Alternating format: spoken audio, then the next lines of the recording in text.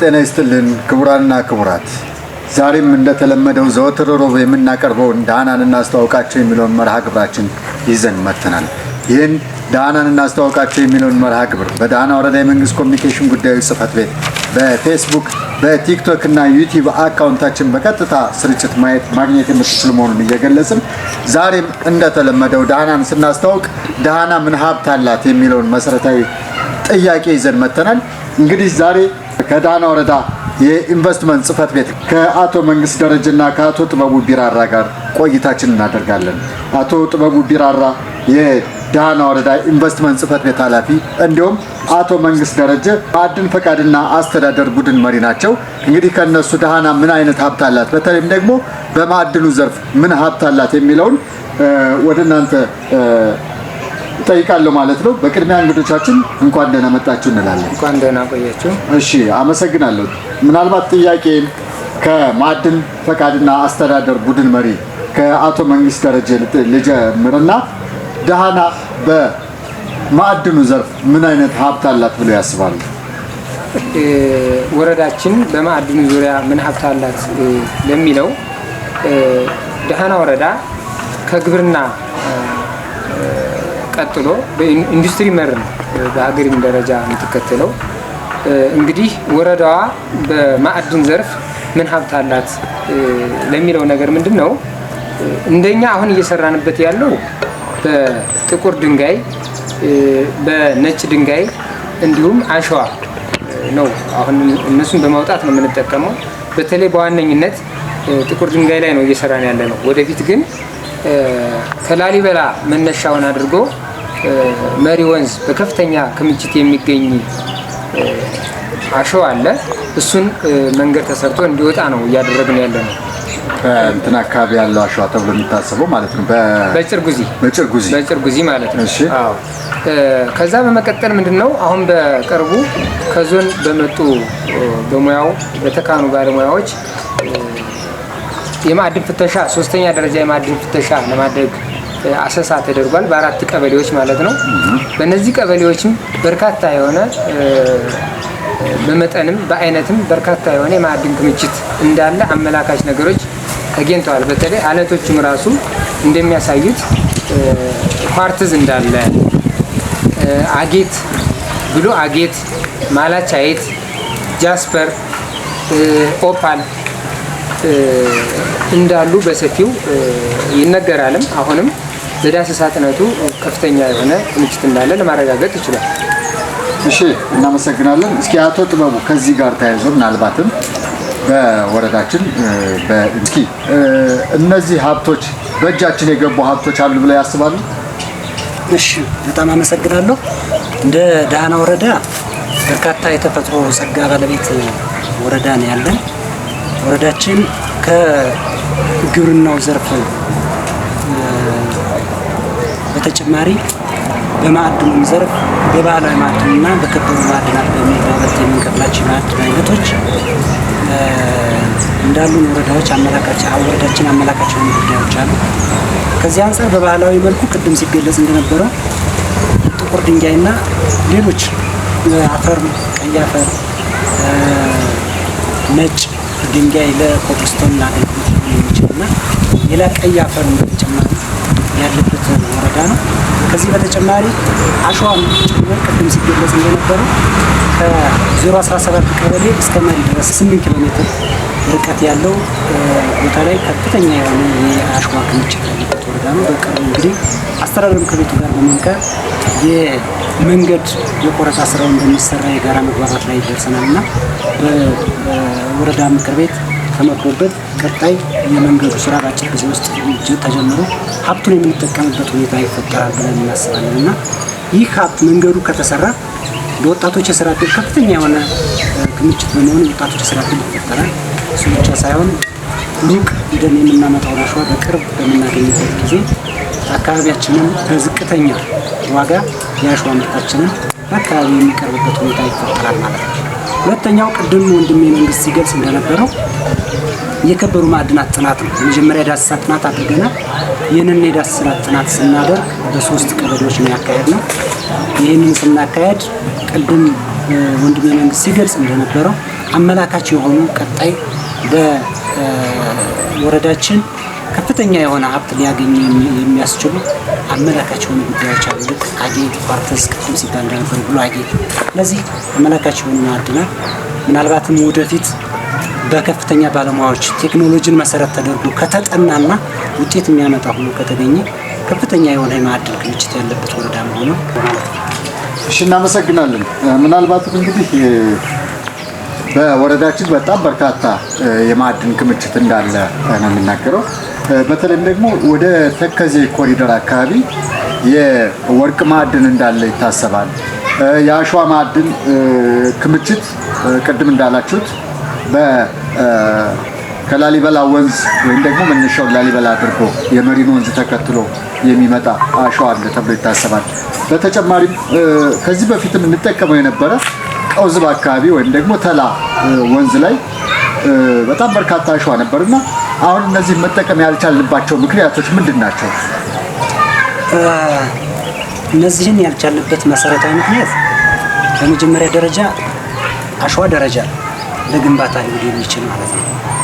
ተከዜ ላይ ያለውን የአሸዋ ሁኔታ ስናስጠና ለግንባታ ሊውል የሚችል አሸዋ አለ። ተላም በተመሳሳይ ይህኛው ግን ከዚህ በፊት ባስጠናነው መሰረት የጥናቱ ውጤት እንደሚያመላክተው ለግንባታ በተሻለ ደረጃ ላይ የሚገኝና ለግንባታ ሙሉ አገልግሎት ሊውል የሚችል አሸዋ እንደሆነ ተመራጭ የተደረገው የመሪው አሸዋ ነው እና ይህንን አሸዋ በጣም በአጭር ርቀት ነውና መንገዱ በቅርብ ርቀት ነው ያለው እና እሱን መንገድ ካሰራ ከፍተኛና ዋጭ የሆነ የአሸዋ ሀብት ያለ መሆኑን አመላካች የሆኑ ጉዳዮች አሉና ወደዚህኛው ተመራጭ አድርገናል ማለት ነው። ስለዚህ እስካሁን ሀብቱን መጠቀም ያልቻልነው በመንገድ ችግር ምክንያት ነው፣ መንገድ ባለመኖሩ ነው ማለት ነው። እሱ ብቻ ነው። እሺ፣ ያው እንግዲህ አቶ መንግስት ምናልባትም የማዕድን ፈቃድና አስተዳደር ቡድን መሪ ከመሆኑ ጋር ተያይዞ ለወደፊቱ ምን ብንሰራ ኢንቨስተሮችን መሳብ እንችላለን ብለው ያስባሉ? ለወጣቶች የስራ እድል መፍጠር የምንችለው ምን ብንሰራ ነው? ወረዳችን ምን መስራት ይጠበቅበታል ብለው ያስባሉ? እንግዲህ ምንድነው አሁን ቅድም እንደገለጽኩት 3ኛ ደረጃ ማለት የመጀመሪያ ደረጃ የዳሰሳ ጥናት ተደርጓል። አመላካች ነገሮች አሉ። ይሄን ምንድነው ቀጥታ ወደ ዞኑ ነው ውጤቱ የተላከው። ሳምፕሎቹና መረጃው ሙሉ በሙሉ በጂፒኤስ ተነስቶ ወደ ዞን ተልኳል። ዞኑ ወደ ክልል ነው የሚልከው። ወደ ክልል ከተላከ በኋላ ሌላ አጥኚ ቡድን በየቀበሌ መጥቶ በትክክል አለ ወይ የሚለውን ነገር መጀመሪያ ማረጋገጥ መቻል አለበት። ከዛም በኋላ ነው እንግዲህ ይህም ብቻ አይደለም፣ አጥኚ ኢንቨስተር መምጣት ይችላል እኮ በራሴ አጥንቼ ገባለሁም ካለ ወረዳው ላይ ገብቶ በማዕድኑ ዘርፍ አለማለሁ ካለ መጥቶ ማልማትም ይችላል፣ ማጥናትም ይችላል። ከዛ ውጭ ግን ምንድነው በእኛ በመዋቅሩ ራሱ ወደፊት ራሱን የቻለ ጥናት ስፔሻላይዝ ባደረገን ባለሙያ መሳሪያንም ተጠቅመን ወደፊት ጥናቱ ፕሮግረስ ላይ ነው ያለው። አሁን የመጀመሪያ ደረጃ ጥናት ነው፣ ሁለተኛ ይኖራል። መጨረሻ ላይ በመሳሪያ የተረጋገጠ ጥናት ከተደረገ በኋላ ኢንቨስተሮች ገብተው የሚሰሩበት አጋጣሚ ይፈጠራል። እሺ እንግዲህ ምናልባት በእጃችን ያሉ እስካሁንም እየተጠቀምናቸው ያሉ በጣም በርካታ ማዕድናት አሉ። ለምሳሌ ቅድም እንዳላችሁት ጥቁር ድንጋይና ነጭ ድንጋይ ከዚህ በፊት በዘፈቀደ የምንጠቀምበት እድል አለና ይህንስ ምን ያክል ወጣቶችን አደራጅተን ወደ ስራ እንዲገቡ ያደረግንበት እድል አለ? ከዛ ሀብትስ ወረዳው ምን ተጠቃሚ ሆኗል ብላችሁ ታስባላችሁ? ምንድነው እስካሁን ድረስ በጥቁር ድንጋይና በአሸዋ ብቻ አይደለም፣ በእነዚህ በከበሩ ማዕድናትም ጭምር መሰማራት ያለበት ወጣቱ ተደራጅቶ ወደ ስራ መግባት እንዳለበትም የሚመከረውም እሱ ነው። ገቢ ማግኘት ያለባቸው እነሱ ናቸው። ለመንግስት ሪያሊቲውን መጠነኛ የሆነ ግብር አለ፣ እሱን እየከፈሉ እነሱ ማልማት እንዳለባቸው ይታመናል። አሁን ግን እየሰራን ያለነው በተለይ በጥቁር ድንጋይ ነው። እሱንም በውስን ቀበሌዎች ነው። ምናልባት የጸጥታው ጉዳይ ይኖራል። ሙሉ ቀበሌዎችን ሽፋን አድርጎ ለመስራት የጸጥታ ችግር ይኖራል። ሌሎችም ተጨማሪ ችግሮች ሊኖሩ ይችላሉ። ነገር ግን እንደዚህ አንጻራዊ ሰላም ባለባቸው ቀበሌዎች ወጣቶችን እያደራጀን ወደ ስራ እያስገባን ያለንበት ሁኔታ ነው ያለው። ነገር ግን አሁንም እንደተባለው ትንሽ ጫና ፈጥሮ ያለው ምንድነው የሰላሙ ሁኔታ ባለመኖሩ ምክንያት ሁሉም ሰው በየእጁ በፍቃድ ገብቶ ከመስራት ይልቅ በየእጁ ገብቶ የመስራት ሁኔታ አለ። አሁን እየቀነስን እያጠፋን ወጣቱ እየተደራጀ በተደራጀ መልኩ ወጣቱ ተጠቃሚ እንዲሆንና ለመንግስትም አስፈላጊውን ገቢ እያስገባ እንዲጠቀሙ ማድረግ ይህን እየሰራ እንዳለ። እሺ እንግዲህ እስኪ አቶ ጥበቡ ምናልባትም ከዘርፉ ጋር ያው ቁርኝት ይኖራቸዋል የሚል እሳቤ ስላለ ወረዳችን በጣም በርካታ የዕጣንና የሙጫ ሀብት እንዳለው ይታወቃል። ያው እንግዲህ ተቋሙ የኢንቨስትመንት ተቋም ከመሆኑ ጋር ተያይዞ ይህን ሀብት በምን አግባብ ነው እየተጠቀመ ያለው ወረዳችን? እሺ አመሰግናለሁ። በድጋሚ ወረዳችን ከተፈጥሮ ሀብቷ ወይም ደግሞ ካለን እምቅ ሀብት ውስጥ አንዱ ቅድም እንዳላችሁት የደን ሀብት ወይም ደግሞ የደን ልማታችን ነው። ከዚህ የደን ልማታችን ውስጥ ከፍተኛ የሆነ ወጣቶችን ተሰማርተው በዚህ ዘርፍ እየሰሩ ያሉበትና በ2017 እንኳ ስናይ 6.6 ሚሊዮን ብር ገቢ ያገኙበት ሁኔታ ነው ያለው። ከዕጣንና ሙጫ ማለት ነው 18 ኩንታል በ6.8 ሚሊዮን ብር አካባቢ ነው ያገኙት። ስለዚህ ይህንን ዘርፍ ዋናነት ወደ ዘመናዊ መልኩ አምጥተን ባለሀብትን ወይም ደግሞ ኢንቨስተር ስበን በዚህ ዘርፍ ብናሰማራ ከዚህ በላይ ተንከባክቦ ሊያገኝ እንደሚችል ታሳቢ እናደርጋለን። ነገር ግን አሁን ምንድነው በመጀመሪያ ደረጃ ቅድሚያ የሚሰጠው ለወጣቶች የስራ ዕድል ፈጠራ ተብሎ ግን ወጣቶች ላይ አሁን እየተስተዋለ ያለው ችግር በአግባቡ አለመጠቀሞች አሉ። ጣልና ውጭው ላይ ማለት ሌሎች ባለሀብቶች መጥተው ደግሞ ወደ አካባቢያችን ኢንቨስት እንዲያደርጉ እኛ የፕሮሞሽን ስራ ሰርተን በባለፈው ዓመት በሰራነው ስራ ባለሀብቶች ወደኛ አካባቢ እየመጡ እሱን ይህንን ሀብት ለማጥናት ለማልማት ይህንን ሀብት ለማልማት ሲመጡ ግን ምንድነው የገጠመን ጉዳይ ከደንና አካባቢ ጥበቃ ጽሕፈት ቤት ጋር በተያያዘ ሀብቱን ወይም ደግሞ ደኑን ይሄንን የጣንና ሙጫ ዋልዋው ይህንን ሀብት በክልል ደረጃ ለጥናት እንፈልጋለን። እኛ ወጣቶችን አሰማርተን በወጣቶቹ አማካኝነት ጥናት እያደረግን በቀጣይነት ሀብቱን እንክብካቤ እናደርግበታለን በሚል እሳቤ ለባለሀብት እንዳይተላለፍ ተደርጓል። ከዚህ በፊት ባለሀብት መጥቶ ከሰጠን በኋላ ክልል ከደረሰ በኋላ በክልል ደንና አካባቢ ጥበቃ ቢሮ አማካኝነት ጉዳዩ ወደ ባለሀብት እንዳይተላለፍና በወጣቶች ብቻ እየተጠቀሙበት እንደሚቆዩ በሚል ታሳቢነት ነው የተቀመጠው እንጂ እንደተባለው ሀብቱን በ6 ቀበሌዎች ነው ያለው። ይህንን ሀብት ለተለያዩ ኢንቨስተሮች ብናስተላልፍ ከፍተኛ የሆነ ገቢ የስራ ዕድል ፈጠራውን በዛው ልክ ይጨምራል። ባለሀብቱን በዛው ልክ የካፒታል መጠኑን የሚያሳድግበት ሁኔታ ይፈጠራል። እሱ ብቻ ሳይሆን ለወረዳ ሊገባ የሚችል ገቢ በከፍተኛ ሁኔታ ይጨምራል። ምን ጥያቄ ነው? በአንድም በሌላም መንገድ ምናልባት ከሌላ ቦታ የመጡ ኢንቨስተሮች ተጠቃሚ ወይም ደግሞ ማልማት ባይችሉም በወረዳችን ግን የተወሰኑ ወጣቶች ተደራጅተው እየሰሩበት ያሉ መሆኑን ነው አመላካች እንትን። አዎ እሱማ ቅድም የገለጽኩት እኮ ነው። ወደ 6 ሚሊዮን በላይ እኮ አግኝተናል። ትክክል። እሺ ምናልባት ቀረ የምትሉት ሀሳብ ካለስ? ያው ቢጠቀስና በቀጣይነት ቢገለጽ ነው የሚለው የኔ ሀሳብ። የመጀመሪያው ወረዳችን የበርካታ ጸጋ ባለቤት ነው። ከዚህም አንፃር የመጀመሪያው በግብርና ዘርፍ ማየት እንችላለን። በግብርናው ዘርፍ ከፍተኛ የሆነ የሰብል ልማት የሚመረትበት ወረዳ ነው። ይህ የሰብል ልማት በከፍተኛ ሁኔታ በየዓመቱ የሚመረት እንደመሆኑ መጠን ግን ባለሀብቱን መጥቶ በዚህንን ዘርፍ ተጠቅሞ በማልማት በኩል ከፍተኛ የሆነ ችግር ነው። ለአብነት መጥቀስ መንገድ ብንፈልግ ጥራጥሬ በከፍተኛ ሁኔታ ይመረታል። ስንዴ በከፍተኛ ሁኔታ ይመረታል። ስንዴን በግብዓትነት ተጠቅሞ የዳቦ ፋብሪካ ማቋቋም ቢቻል ከፍተኛ የሆነ ውጤት የምናመጣበት ዘርፍ ነው። ጥራጥሬዎችን ተጠቅሞ የባልትናው ዘርፍ ተሰማርቶ ባለሀብቱን ወደዚህ ውስጥ ስቦ በዚህ ውስጥ እንዲገቡ የማድረግ ስራ እኛ ፕሮሞሽን ሰርተን ባለሀብቱ ወደዚህ እንዲመጣ የማድረግ ስራ ሰርተን ግን አሁን የገጠመን ትልቁ ተግዳሮት ከመሬት አቅርቦት ጋር ተያይዞ ያለ ነው። ስለዚህ ይሄ ጉዳይ በአግባቡ እናንተም አሁን ይሄ የመንግስት ኮሚኒኬሽን እኛን በዚህ ልክ ጥሪ አድርጎ ቃለመጠይቅ እንድናደርግ መፍቀዱ ትልቅ ነገር ሆኖ ከተማ ልማትን በዚህ ልክ ተጠያቂነቱ ሰፍኖ የመሬት አቅርቦቱን እንዲያቀርብ ባለሀብቱ መጥቶ በተለይ በኢንዱስትሪው ዘርፍ የኢንዱስትሪ መንደር ተከልሎ በዛ ውስጥ እነዚህ ባለሀብቶች የሚሰማሩበት ሁኔታ ካልተፈጠረ በስተቀር አሁን እኛ ፕሮሞሽን በመስራታችን ብቻ እኛ ፕሮሞሽን እንሰራለን። ከተማ ልማት መሬት ያዘጋጃል። መሬቱ እየተዘጋጀ ማለት በተለይ በከተማ ዘርፍ ያ ማለት የኢንዱስትሪውን ዘርፍ ለማሳለፍ። ስለዚህ አንዱ ይሄ።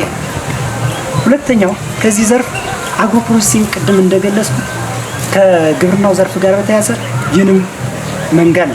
ወረዳችን ከፍተኛ እንባል ከፍተኛ ማር ይመረታል በየዓመቱ። ስለዚህ ይሄንን ማር ደግሞ ወደ ማቀነባበር መጥቶ በዘመነ መልክ ወደ ኢንዱስትሪው ዘርፍ ቢገባ እሱን ከፍተኛ ውጤት የሚያመጣበት ዘርፍ ነውና ከዚህ አንፃር የመሬት አቅርቦቱ ከፍተኛ ችግር። ስለዚህ እሱንም ከተማ ልማትን በዚህ ልክ የማግባባቱና የማገናኘቱ ስራ ቢሰራ ነው መፍትሄ የሚቀመጥበት ሁኔታ ቢፈጠር እንጂ ወረዳችንማ ከፍተኛ የሆነ ልቅ ሀብት ነው። እንስሳት ሀብቱን በተመሳሳይ በማድለብ በማቀነባበር የምንሰራበት ሁኔታ ቢፈጠር ከፍተኛ የሆነ ለውጥ የምናመጣበት ዘርፍ ነውና ይህንን ዘርፍ ያልተጠቀምንበት እስካሁን ያልተጠቀምንበት ወደፊት ግን እንደምንጠቀምበት ምቹ ሁኔታዎች እየተፈጠሩ ነው ያሉትና እሱም በዛ ልክ የምንሰራበት ሁኔታ ይፈጠራል። እንደዚህ አይነት ነገሮች ችግሮች ቢፈቱና ማነቆ ቢፈጠር ውጤት የምናመጣበት ዘርፍ ነው እንድታውቁ። እሺ አቶ መንግስት ቀረ የሚሉት አለ? እኔ ቀረ የምለው ነገር አብዛኛውን ጋዜጠበቡ ገልጾታል። ምናልባት የፕሮሞሽን ስራው በስፋት ተሰርቶ ኢንቨስተሮች ወደ ወረዳችን መጥተው በማዕድን ዘርፉ በተለይ ጥናቱንም ጨምሮ ከተገኘም በኋላ ግኝቱን ጨምሮ በማምረት ደረጃ ቢሳተፉ ከፍተኛ የሆነ ለውጥ ይመጣል ብዬ አስባለሁ። ምንም ያልተሰራበት ወረዳ ነው፣ ድንግል ወረዳ ነው። በርካታ የማዕድን ክምችት አለበት። ቅድም እንደገለጽኩት ኢንቨስተሮች ወደ ወረዳችን መጥተው ኢንቨስት ሊያደርጉ በማዕድን ዘርፉ ከፍተኛ ገቢና እነሱም ይለወጣሉ፣ ማህበረሰቡ ይለወጣል ለማለት ፈልጋለሁ። እሺ እናመሰግናለን።